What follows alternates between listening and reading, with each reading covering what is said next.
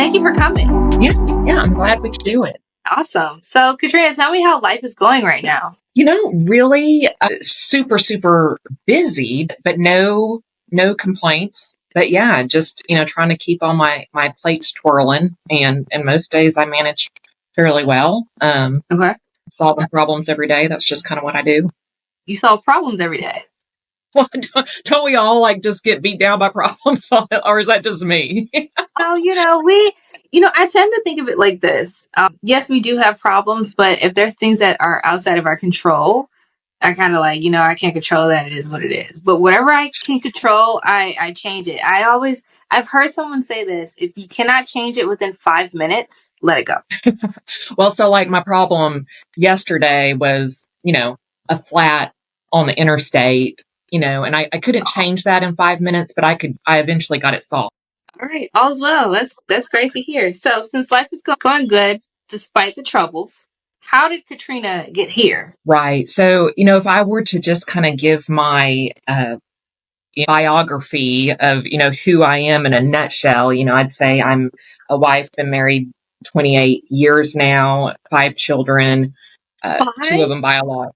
Yeah, 5. 2 are biological, 3 are adopted. Okay. 2 of the adopted through foster care. 1 actually adopted as an adult. That's a whole other story. We can get into that. We can get into that because I'm interested in learning how to get adopted as an adult. But keep going.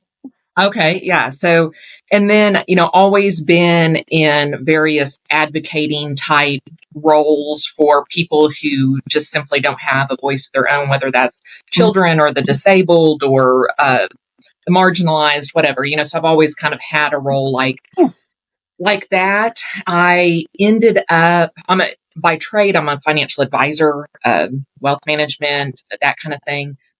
But then in 2022, I was asked to serve on the jury for a murder trial here in town. Wow. In my local town. And, it ended up turning into this just nightmare circus. After the trial ended, I ended up, a mistrial was granted, and I was given contempt of court charges and faced my own trials, huge fees and fines, and even the possibility of jail. Right, exactly. That's kind of the response people get. And, so I've always, I say, problem solving, it's not always my problems. 9 out of 10, it's other, when you're kind of an advocate type person, you're trying to solve other people's problems. Right. And I've always on my social media and that kind of stuff been very transparent and vulnerable about some of the hard that I walk through with people, and especially my children.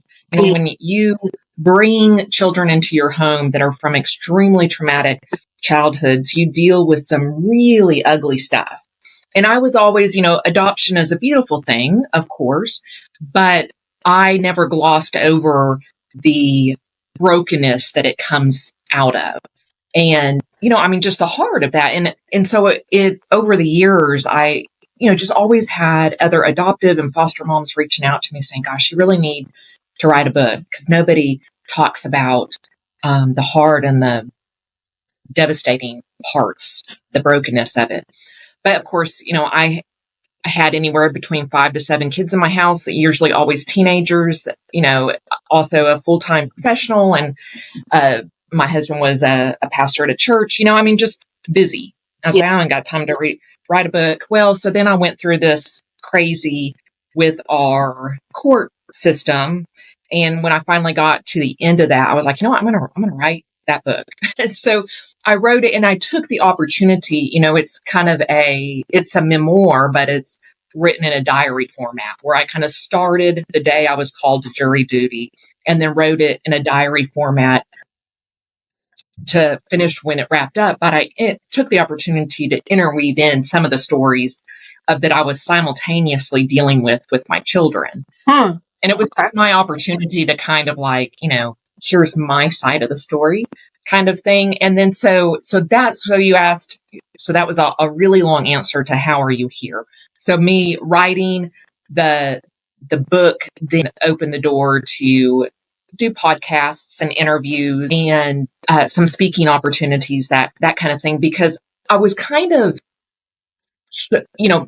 anytime you put anything out there that you've created, I mean, yourself as even doing the podcast, you got to be kind of vulnerable because it's like, okay, this is a piece of me, be kind. And especially when you write a book that's a very personal story, you're going to open yourself up to people that don't like your story, don't like your work, But I was really, and of course there was some of that, but for the most part, it was people that, no, they couldn't necessarily relate to serving on a murder trial and ending up with contempt of court charges. Wow. Some of them possibly walking through hard with adoptive children and stuff. But what people were able to relate to is just the everyday struggle. Yeah. And how, I mean, we've all, whether it's health crisis, financial crisis, marriage crisis, children crisis, family, whatever it is, everybody can relate to those moments in your life where you feel like the rug's been pulled out from underneath you. You can't catch your breath. You've been sucker punched. Feeling the need to kind of put that "I'm fine, everything's fine" on your face, when inside you are just devastated, but learning how to keep putting one foot in front of the other. So, I enjoy encouraging, especially women. And so that's what it kind of came to and turned into. What the book? Well, right. And doing the podcast and the speaking and stuff. It was just to encourage that, a big part of my story too is my faith. But I'm very transparent that there's the misconception that, if you're a person of faith and you believe in God, that your path in life is going to be easier. Mm-mm. When that is not true. And then there's kind of the assumption of well, if it's not, well, then maybe you just don't have enough faith. Maybe you're not praying right. And I think sometimes that's why it's hard for us to be vulnerable, because we're going to get the, kind of like the story of Job, if you're familiar with it, that his friends were like, maybe you're just not the great person you think you are, Job, and you're getting what you deserve. So sometimes it's hard to just be vulnerable because, people start judging you. Yeah, Job's friends were not the brightest. They weren't. I remember, to piggyback off of, you having to put on a face where you're okay, but deep down inside you're like crumbling, and rug was pulled under your feet. In a sense, I had started this podcast just to get my story out. My ideas, my thoughts, my opinions, and all that other stuff. And then life happened. I'm sure whoever listens or have seen videos, I've talked about this, but I haven't talked about it in depth. But life happened, the rug was pulled underneath my feet, and I had to come back home, and I was just so distraught because I really wanted to do my own thing in another state, in another city, because I'm from Chicago. So I was living in Atlanta at the time. And I was putting myself out there while I was in Atlanta, but I kind of paused due to work and imposter syndrome.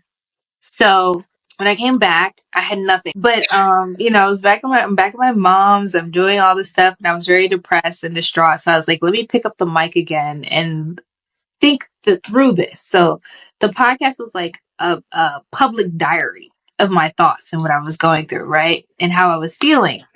And I do have my own diary, but I was just like, okay, maybe somebody might relate to what I'm going through. And then all of a sudden I was like, you know what? I need to talk to people, because I'm sure there are people out here who have gone through similar situations. I'm not saying one situation is better than the other, or one's worse, much more worse than the other, but I wanted to, talk to people to see where they are in life and what they've been through, and did they make it in the end? Did they make it out of it?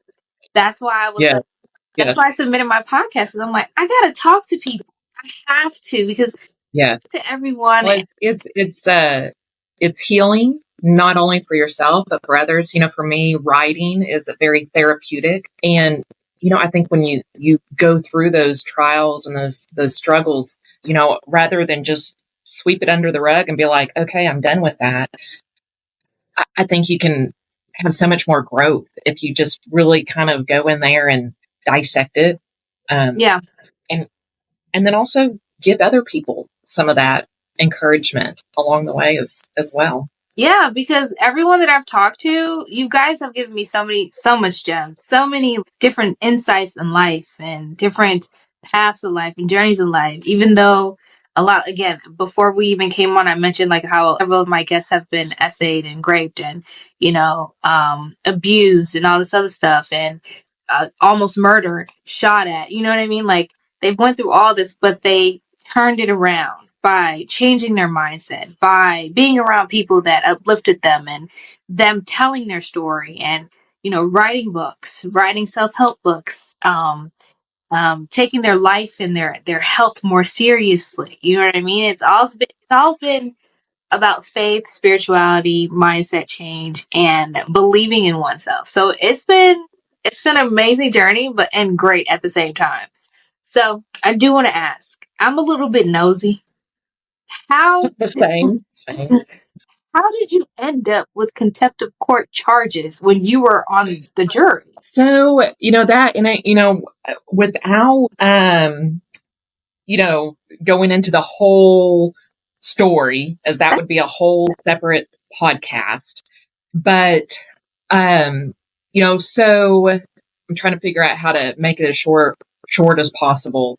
One, remember I said at the beginning, I always have very much an advocate type heart and wanting to be a voice for people. Yeah. The short story of this particular case was that, the defendant was a 60-year-old woman, piano teacher, never been in trouble, who shot and killed her husband.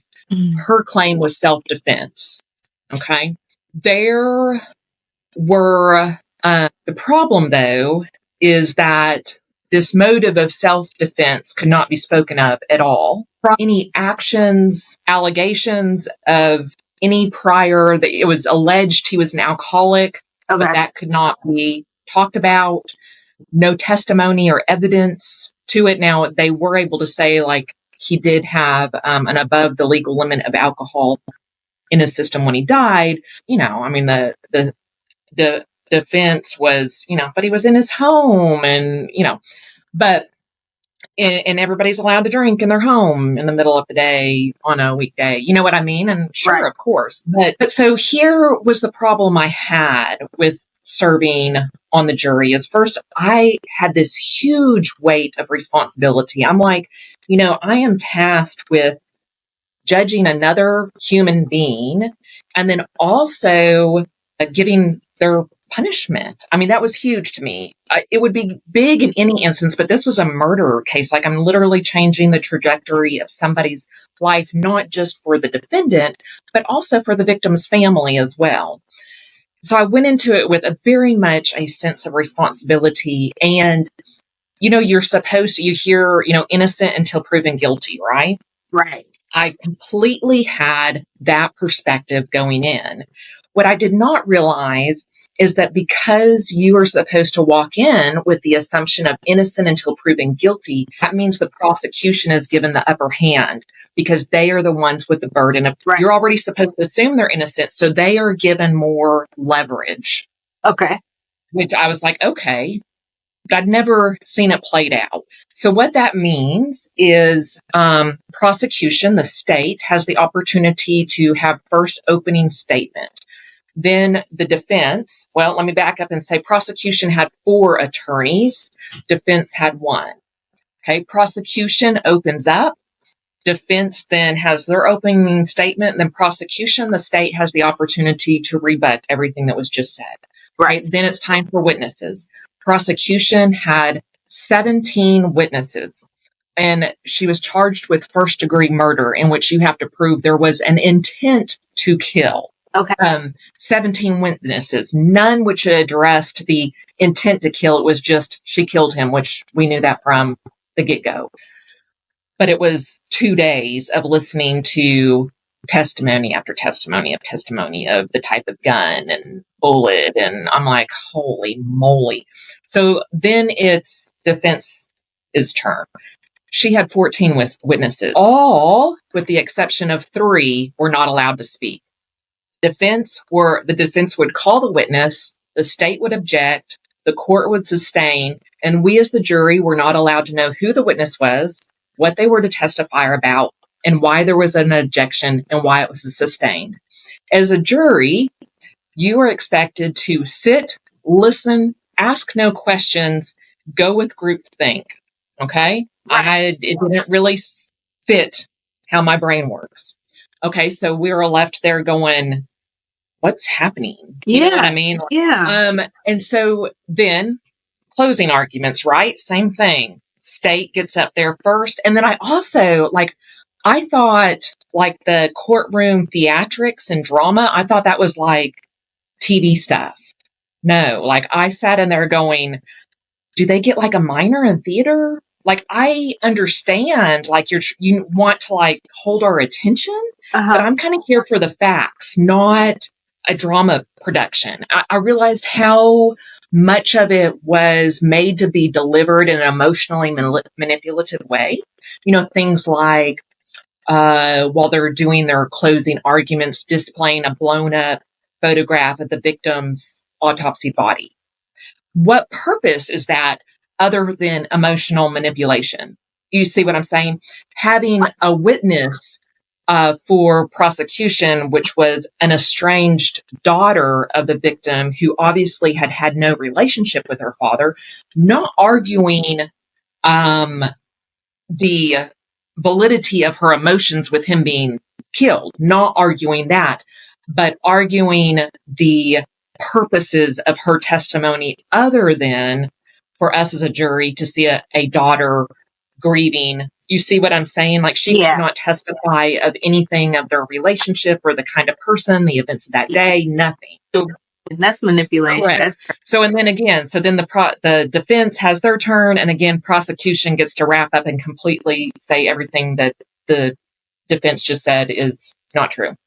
And then we're tasked with going back there and making a decision, which I realized was based on cherry picked information and not the full story. And as a jury, you know that, I mean, it's drilled into you. Don't research the case. Don't research the case. Don't research the case. You can only make your decision based on what is presented in the courtroom. Get that. And to be honest, I didn't have any problem not researching the case because I just spent 4 days listening to everything. I guarantee you I knew more about the case than any old newspaper article I could dig up. wow.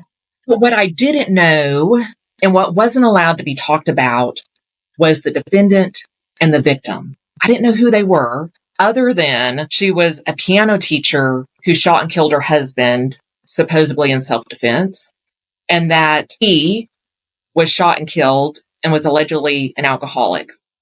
That's all I knew. And like I said, I'm all about people's stories. I think that plays a big role, but we weren't allowed that. So the day before deliberations, the night before, I was like, so they said, don't try to research any of the parties of the case. And they listed the parties of the case. They did not list the victim as a party of the case because he's not present, right? Okay. So again, I'm being completely transparent that yes, I felt like I found a little loophole, right? Yeah. So all I did was simply key his name into a database. Nothing popped up. Nothing at all. Spent like a total of 5 minutes.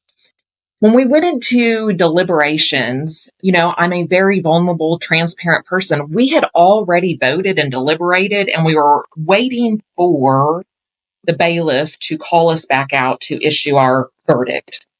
In my book, and I explain the reasons why, some of it is what I've already explained, but there were other reasons why I was really struggling with the specifics of this case. And I was very emotional in deliberations.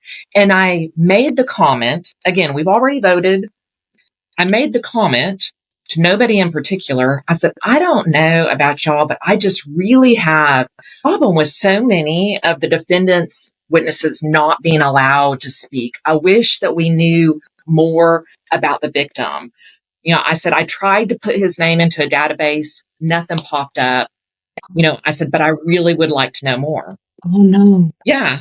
But I didn't think anything of it. So 3 days later, another jury member went back to the courthouse and complained about me and wanted juror misconduct. Okay. So the defense attorney then grabbed hold of that complaint and asked for contempt of court and a mistrial. So yes, that's what happened. So Talk about feeling sucker punched. Yeah. I was thinking like maybe somebody tapped into your computer or it popped up on their like server or something or somebody Yeah. investigated you. It was a snitch. A snitch just was like, Yeah. hey. Yeah. Well, and and so here's the thing is, the particular juror that complained about me, she was one that we did not see eye to eye in the jury room, and here's the Yeah. thing that kind of made the whole, like, I felt like I'd been dropped off in an alternate universe or something. So like I said, she was charged with first degree murder. I could not go there. I would have walked away with a hung jury on first degree murder. And the reason why I struggled even more with this whole jury trial process is, so there's 12 jurors, right? And then they have 2 alternates, and the alternates are in case, one of those 12 can't finish or whatever, they can step in. We'd already used up both those alternates. So, but so with the very first time we vote in the jury room, it was 9 guilty first degree. And I'm like, I can't, we can vote all day long and I'm not going to go guilty on first degree. It only took probably an hour of us talking to end up going unanimous, not guilty on first degree. I'm kind of like, gosh, for like, how can you, if you can be talked out of it, 9 people that easily, how could you say guilty so easily?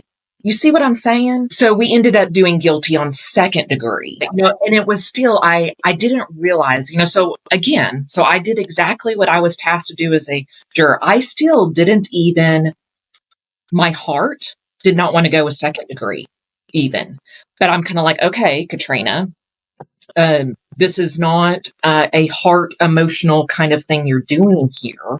This is justice, and this is how our system is set up. You are forced to make this decision based only on what was presented in that courtroom, and based on what was presented, it fits the parameters for second degree murder. And I, having to utter the words guilty about another human being, Yeah. it was awful for me. But, but I was like, okay, I have to trust our justice system. And that's what I did. So again, like I said, so I was one of the few that was advocating strongly for the defendant, right?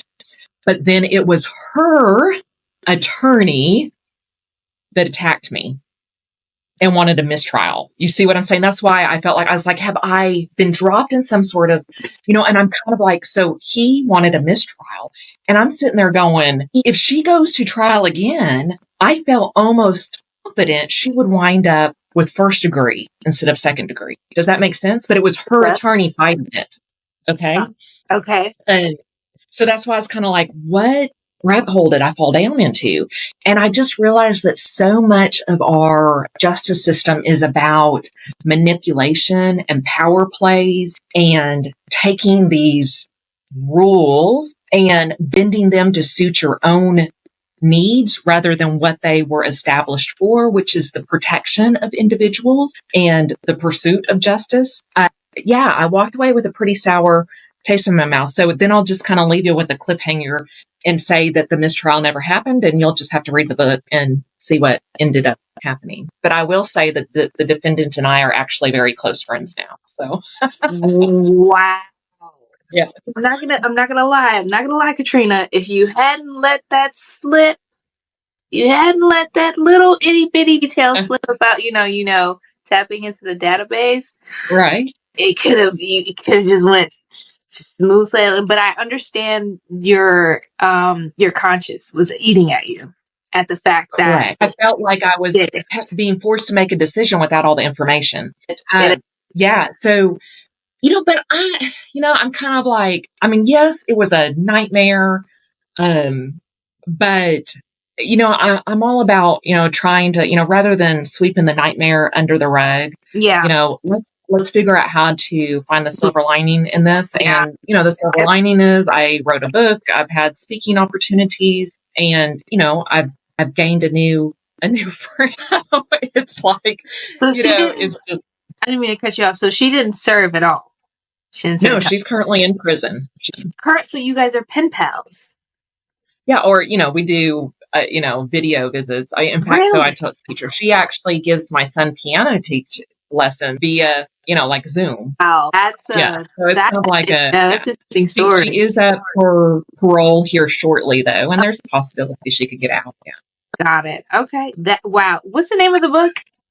It's Juror number 11, like hashtag 11, and then because that was my juror number.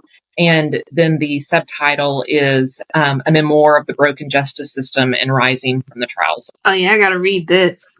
I got this. I gotta now that Yeah. is a very interesting story. So after you experience that, I see why you're an advocate for those who don't have a voice. I Yeah. see how when was after you experienced that, is that what made you turn into someone who advocates for those for the less No, fortunate? already, of course, fostering and adopting and stuff. But what led me to that is I've always been, I was a court appointed special advocate for years and years, a mentor, a host family, things like that. And then whenever you are involved in the court system with, children who are in state custody, you get involved with their families and, what brought them into the circumstances, of not being able to care for their children. And so you kind of like enter that whole world of people who, for various reasons, just don't have a very loud voice in the system. Gotcha. There was a question I wanted to ask you in terms of how did you come about adopting an adult child? So yeah, this is just kind of, so I am, I'm kind of one where, everybody's like, anytime there's a kid that has a need or something, I'm like, call Katrina, Katrina know what to do. Well, there was this kid, he was looking for odd jobs and stuff for some money, for some, needed new clothes for school. And that time, I think somebody had kind of, sent him to my address knowing I'd give him some work to do. And he shows up and, this kid, he's a 6'7", African American, wearing clothes entirely too small, toes sticking out of his shoes kind of situation. He was 17 and, I kind of looked him up and down and I started thinking, I was like, my gutters need to be cleaned out. You interested in that, And, he was just more than willing to do anything. I don't know. There was something about him where I was like, I'm supposed to do more for this one than just, give him $40 and send him on his way. And so when he finished, cleaning out the gutters and stuff, again, I said, he's 6'7", and I said, you play any basketball? And it's like, oh, yes, ma'am, and I said, and what shoes? And he looked down and he said, well, these? I said, no, sir, get my car. We're going to get you some. And as we kind of went about shopping, and I'm asking him questions and I learned more about him and his situation. I was, and of course I, loaded him, he didn't have anything, underwear, socks, all that kind of stuff, got him all those kind of basics. And I told him I had a bed if he wanted it. And again, so he was a junior and 17. And there, I was very involved with foster care and all that. And in his particular situation, he was getting so close to 18. And so what we did is we just kind of laid low until he turned 18. And then once he turned 18, he asked if we would adopt him. We didn't do anything before that because then that would have involved like his biological mom signing off and locating a dad and, having to do a home study and, but once you're an adult, rather than, the parent trying to adopt, it's basically then that individual then saying, I'd like to be adopted. So it's more than the adoptees thing. And it's a super easy process because there's no home study or, anything like that. So Yeah. So I'm 26 now. So Wow, this was like 8 years ago. 8 years ago. Yeah. That's beautiful. Mhm. That's a nice story. That's a beautiful story. I Yeah, see. so it was kind of funny, and I guess one of my other boys just kind of, I don't know, maybe he saw it in my demeanor or my eyes or something. But when he was there, cleaning out the gutters and stuff that day, and then I took him to go shopping and brought him back to the house. This is one of my other adopted boys. He goes, "Are you going to adopt him?" I was like, "No, I'm just helping him out." He knew what was coming. He knew. He's like, I know my mom. I know my mom. She's gonna adopt him. That's Yeah, great. That's a beautiful yeah, story. Well, now yeah. he's thriving, so he's thriving in society and doing well. That's a beautiful story. All right. He actually lives in, so I'm in Arkansas, Hot Springs, Okay. Arkansas, and he's in Miami now. So, I mean, so he's self-sufficient and independent, and yeah, so in that regard, yeah, he's certainly doing well. But yeah, he's got a girlfriend, and they live down in Miami. Look at that. Okay. Mm. Katrina's out here saving lives. Not all heroes wear capes. Thank you for helping everybody, even those who do not have a voice. That's an amazing story. I love it. I have to read your book now. I'm still stuck on on the trial and your experience and what you had to go through, because that's crazy. I'm just thinking to myself, like, man, if you had not said that to that woman or that juror, she wouldn't have snitched. But that's crazy to just go back and Yeah. snitch. Right, right. And I'm kind of like, I don't know, she was, like I mentioned earlier, how some people they'll use rules Yep. for their own manipulation and purposes rather than what Yep. they are there to, what their intent is there for. Yeah. She, did she do it just simply to spot? I don't think she realized what a mess it would turn into. I mean, she ended up getting drugged back to court and put on the stand as well. So because I got my own attorney, and you see what I'm saying? So I don't think she realized it was going to turn into that. I think she was kind of like, for a lack of a better word, and possibly getting a little too political, but she was kind of like one of those like masked police kind of people, like the president of the HOA that always wants to complain about the neighbors. Like, stop. You know what I mean? Like, you're enforcing a rule in a situation that isn't applicable to what the rule is there for. You know what I mean? Yeah. So I think she was just kind of one of those kind of do-gooder people. Like, I need to make everybody aware that, so, Yeah. I get it. I get it. so it kind of blew up on her a little bit, but no. Okay, well that's cool. So what is Katrina doing today besides speaking engagements and going on podcasts? Well, so my new arena of advocacy. So one of my adopted sons is severely disabled, intellectually disabled.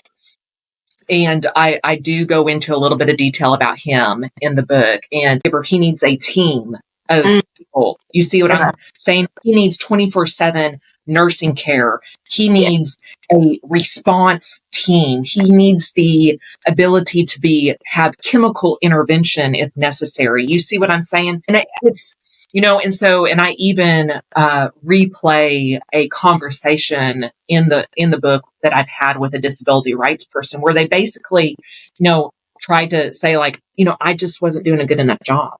You know what I mean? And it was like, you have no idea. I've nearly killed myself trying to make this work. But now, my son, does have a community and does have friends and does have supports.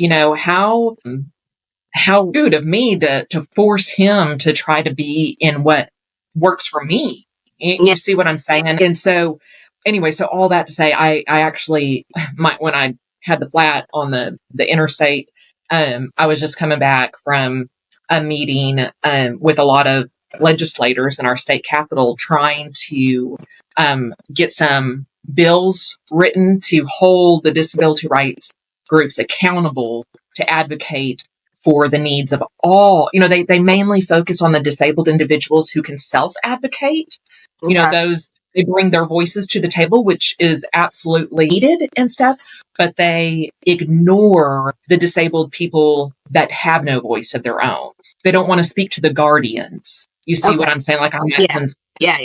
They only want to speak to the disabled individuals. And I'm like, you're ignoring an entire population of, I'm talking about individuals who are nonverbal, who are incontinent. You see what I'm saying? Have mobility. It is disrespectful to say, I'm not going to speak to the guardian. It'd be kind of like, if you had like a 3-year-old you were dropping off at preschool and you're trying to explain to the teacher that, they've got a peanut allergy, and them saying, I'm sorry, but I'm going to talk to Susie about that and see, what Susie wants. And, we're going to have to go with what Susie wants. That's ludicrous. It's like Susie is 3. Susie can't act and think and speak in her best interest. Yeah. I was like, yeah, my son would love to drive a car and live independently. That, no. Yeah, I get you. I totally get you. Okay, so that's So your that's my world right now. Okay, cool. All right. That works. Where can people find you? Well, so the book is on Amazon. If you just type in, like Juror #11, you'll find it pretty easily. I do have an audio book as well, full disclaimer, in that I just recorded it all myself. So you have to kind of get over the fact that I'm no professional. If you're an audiobook listener, that is an option out there as well. My website is KatrinaLRobertson.com. So I've got a lot of like blogs and all the different podcasts, or some of the podcasts I've done, and on there, and then you can find. All right, cool. Yeah, since you said it's an audiobook, I might tap in to see if I can find an audiobook, because you can find it on Amazon. There's the paperback, hardback, audiobook, ebook. Yeah. I have to read it. There's a couple of guests who wrote books, and I'm like, I gotta read y'all books. So I think I'm gonna start collecting the books or ordering them and read them for next year, because I still have a lot more books to read this year. Oh yeah. Yeah, this was great, Katrina. Thank you for your time. I'm floored by your story, the Juror story, how you adopted an adult son, and how you advocating for your other son who is not body able or able to, advocate for himself as well. You're just an advocate, I believe that's your mission on earth. It's to just speak up for those who can't. Anytime I try to run away from it, it just smacks me in my face again. So I've just accepted that as one of my purposes and goals. Yeah, this was great, Katrina. Thank you for coming, sharing your story.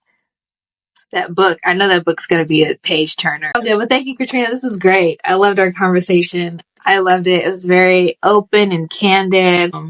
I just enjoyed our time together. So this is the end of the episode, ladies and gentlemen. Don't forget to subscribe to my channel. Follow us on Instagram, Unloaded Uncovered Podcast, and find us on Facebook and follow that page, Unloaded Uncovered. See you next week with a brand new episode, and I hope you all have an amazing weekend. See you later, everyone. Bye.